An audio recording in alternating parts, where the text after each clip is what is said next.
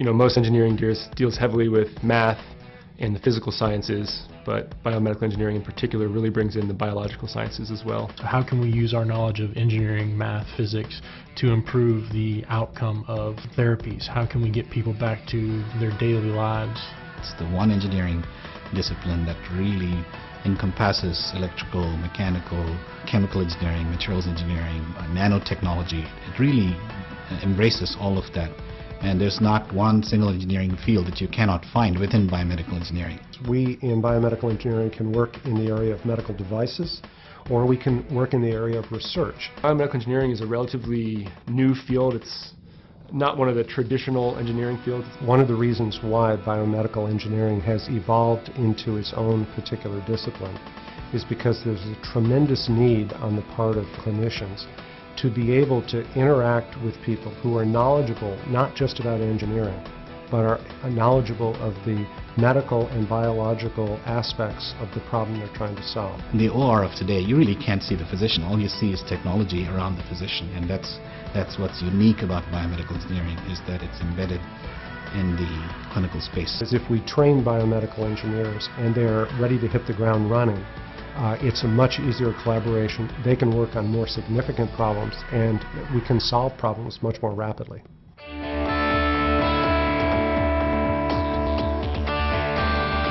Basic research in bioengineering, by and large, has focused on is understanding the underlying pathological mechanisms, so the underlying cause for a disease or the underlying cause for something something going bad in an organ or tissue. There's just so many possibilities and technologies now that are available to study the biology and the engineering of living systems. There are people that are working in rehabilitation engineering. There are people that are working in implants and biomaterials. There are people that are interested in a whole variety of issues. So the ideal solution that's conceptualized by the basic research investigators may not exist. So they're trying to get there, while the folks who design products are saying, what can I do with what I have, and what is the best solution I can deliver to the patient?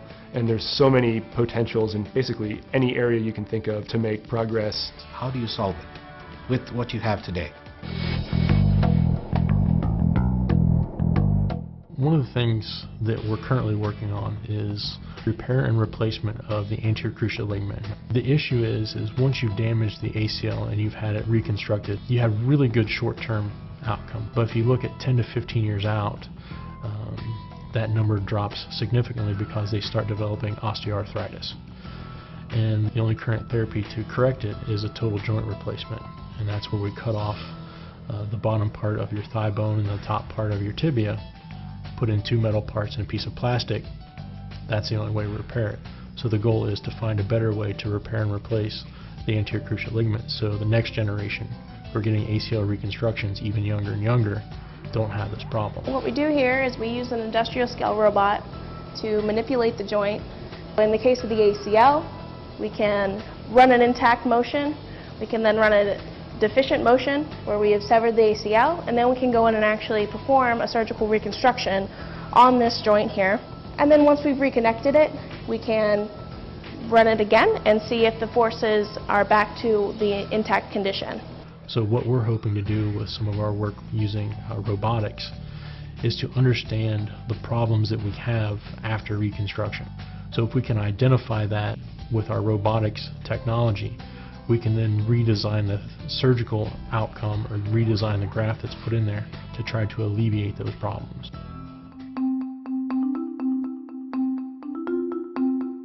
I actually played soccer, and in my junior year I blew out my anterior cruciate ligament.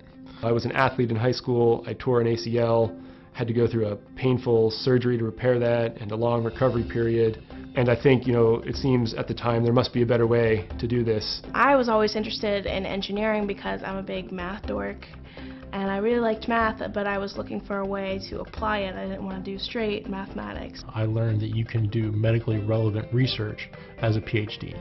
And that was really what I wanted to do. I wanted to do the research side of things to understand how things work, why they work, and how I can improve on them. So this was really the perfect marriage for me, engineering and biology, to do biomedical engineering.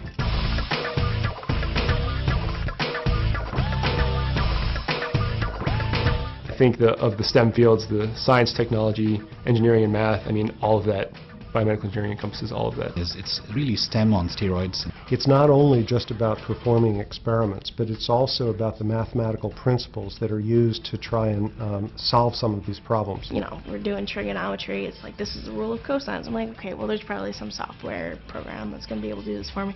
Well, not necessarily. You have to get exposed to the physical sciences like chemistry and physics. It's important to understand the interactions between different types of tissues and how they form the materials that ultimately govern the rules of mechanics that we apply. To design a heart valve, you need to understand Newton's laws. If you want to design a stent, you need to understand Newton's laws. I've been doing this a long time, and my program is long and it can be grueling, but it definitely is worth it in the end.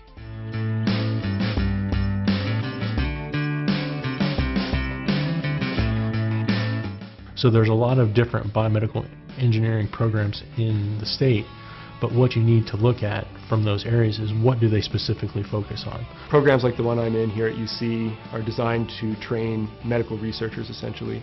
People who can treat patients, but who are also involved in developing the next generation of technologies to treat those patients. We're more of a mechanics and physics background that we look in, where others might be the electrical components or the chemistry side of things. I tried to talk to people in my community that I knew were associated with places like the University of Cincinnati or Ohio State University. Most of our students who finish an undergraduate education will choose one of several different career paths. Some of the very best students that we have will pursue medicine, and so they are really choosing biomedical engineering as a pre-med option. I landed up actually forming a company here in Cincinnati that specialized in medical device development. One thing that appeals to me about industry is the fact that you know that you're going to have money to do it, generally. Others will choose to go and work in the government. So you can work at NIH, you can work at the National Institutes of Standards and Technology, NIST, you can work for the FDA. You're entering a field to make people's lives better. And the more you get into it, the more you realize there's just so much potential here. That's what I find interesting, is that humanitarian side of biomedical engineering, is trying to improve life. Every day I think to myself, tomorrow could be that day when I do the experiment that's going to, uncover something that no one else has ever known before.